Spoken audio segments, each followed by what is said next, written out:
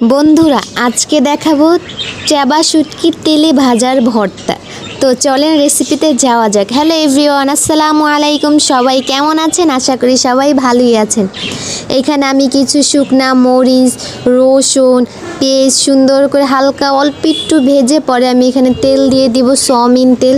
তেলটা দিয়ে আমি সুন্দর করে এটা ভেজে নিব, অতটাও ভাজবো না। যখন হালকা নরম হয়ে আসবে তখন শুটকিগুলো দিয়ে দিব। শুটকিগুলো দিয়ে সুন্দর করে আলতো আঁচে এটা ভেজে নিব, যেন শুটকির কাঁচা গন্ধটা চলে যায়।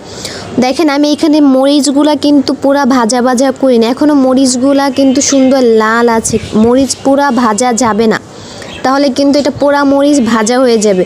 এরকম হালকা ভেজে নিলে লাল লাল থাকা অবস্থায়, তাহলে দেখবেন কাঁচা ফ্লেভারটা মরিচের আসবে। এতটা মজা হয় এই ভর্তাটা, একবার হলো ট্রাই করে দেখবেন আপনারা। শিল পাটার ভর্তা, ইয়াম্মি ইয়াম্মি। আল্লাহ হাফিজ।